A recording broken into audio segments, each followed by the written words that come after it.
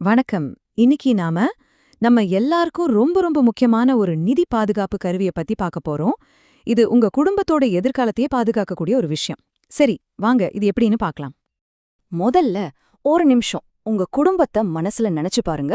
உங்க பார்ட்னர், உங்க குழந்தைங்க, நீங்க எல்லாரும் ஒன்னா வாழ்ற அந்த அழகான வீடு.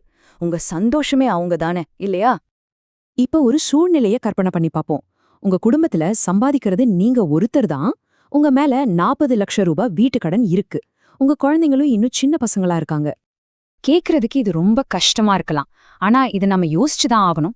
எதிர்பாராத விதமா உங்களுக்கு ஏதாவது ஒண்ணு ஆச்சுன்னா, உங்க குடும்பத்துக்கு பண ரீதியா யார் ஆதரவா இருப்பா?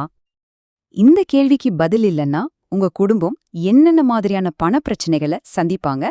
வாங்க அத பத்தி கொஞ்சம் யோசிப்போம். யோசிச்சு பாருங்க. அந்த 40 லட்சம் ரூபாய் வீட்டு கடனை யாரு கட்டுவா? உங்க குழந்தைங்களோட காலேஜ் படிப்புக்கு என்ன பண்ணுவாங்க? அன்றாட சாப்பாட்டுக்கும் மத்த செலவுகளுக்கும் என்ன செய்வாங்க? ஒருவேளை உங்ககிட்ட ஒரு 20 லட்சம் ரூபாய் சேமிப்பு இருந்தா கூட அது இத்தனை செலவையும் சமாளிக்க போதுமானதா இருக்குமா? நிச்சயம் பத்தாது. உங்க இடத்த இந்த உலகத்துல யாராலையும் நிரப்ப முடியாது. அது மறுக்கவே முடியாத உண்மை.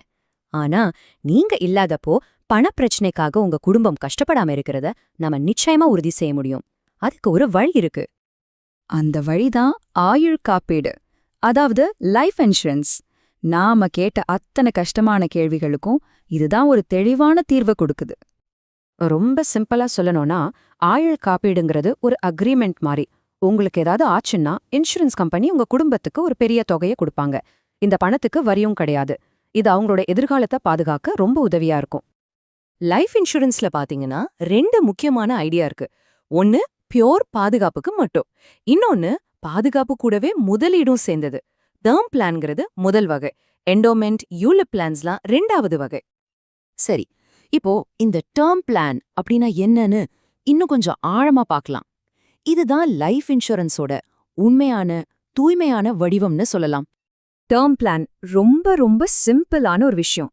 நீங்க ஒரு குறிப்பிட்ட காலத்துக்கு, உதாரணத்துக்கு உங்க 65 வயசு வரைக்கும் ஒரு பாலிசி எடுக்கிறீங்க. அதுக்கு ரொம்ப குறைஞ்ச பிரீமியம் கட்டினா போதும். ஆனா உங்களுக்கு கிடைக்கிற கவரேஜ், அதாவது பாதுகாப்பு தொகை ரொம்ப அதிகமா இருக்கும். நாம ஆரம்பத்துல பார்த்த அந்த சூழ்நிலைக்கு, அதாவது 40 லட்சம் ரூபாய் கடன் இருக்கிற ஒரு குடும்பத்துக்கு குறைஞ்சது 1 கோடி ரூபாய்க்காவது இன்சூரன்ஸ் தேவை. அப்போதான் அவங்களால கடனையும் அடைச்சிட்டு எதிர்காலத்தையும் சமாளிக்க முடியும். இந்த ஒப்பீட்ட பாருங்களேன். 1 கோடி ரூபாய் கவரேஜ்க்கு டேர்ம் பிளான்ல வருஷ பிரீமியம் கிட்டத்தட்ட 10,000 ரூபாய் தான் வரும். ஆனா இதே 1 கோடி கவரேஜை நீங்க ஒரு என்டவுமெண்ட் பிளான்ல எடுக்க நினைச்சீங்கன்னா பிரீமியம் பல மடங்கு அதிகமா இருக்கும். சரி, அந்த 1 கோடி ரூபாயும் உங்க குடும்பத்துக்கு கிடைக்குதுன்னு வச்சுப்போம். அத வச்சு என்ன பண்ணலாம்? முதல்ல அந்த 40 லட்சம் ரூபாய் வீட்டு கடனை முழுசா அடைச்சிடலாம். கடன் இல்லாத வீடுங்கிறது அவங்களுக்கு எவ்ளோ பெரிய நிம்மதியை கொடுக்கும். மீதி இருக்கிற 60 லட்சம் ரூபாய அவங்க வருமானம் வர மாதிரி முதலீடு செய்யலாம். சும்மா யோசிச்சு பாருங்களேன். அந்த 60 லட்சம் ரூபாய ஒரு 6% வட்டி தர்ற பிக்ஸட் டெபாசிட்ல போட்டா கூட வருஷத்துக்கு 6 லட்சம் ரூபாய் வட்டி கிடைக்கும். அதாவது மாசம் 50,000 ரூபாய். இது அவங்களோட மாச செலவுகள், குழந்தைங்களோட படிப்பு எல்லாத்தையும் பார்த்துக்க ரொம்ப உதவியா இருக்கும். இப்ப உங்க மனசுல வர்ற முக்கியமான கேள்வி இதுதானே எனக்கு தெரியும். சரிப்பா, நான் பாலிசி முடியற வரைக்கும் நல்லபடியா உயிரோட இருந்தா நான் கட்டின பணம் எனக்கு திரும்ப வராதா? ஃபேஸ் தானே அப்படின்னு கேப்பீங்க.